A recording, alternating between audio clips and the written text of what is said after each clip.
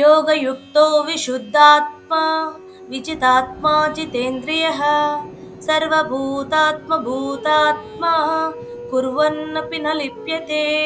పద అర్థం చూద్దాం రండి.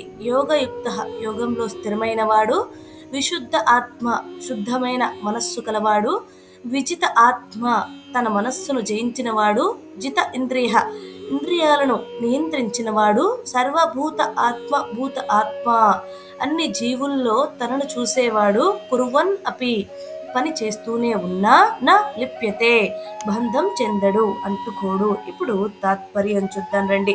కృష్ణుడు చెప్తున్నాడు, అర్జున ఇప్పుడు నిజమైన కర్మయోగి ఎలా ఉంటాడో విను.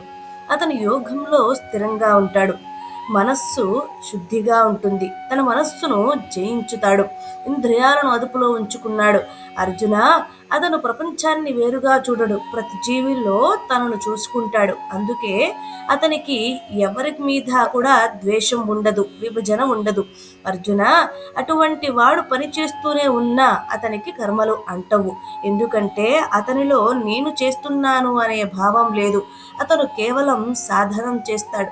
అర్జున ఇదే నిజమైన కర్మయోగి యొక్క స్థితి. హరే కృష్ణ.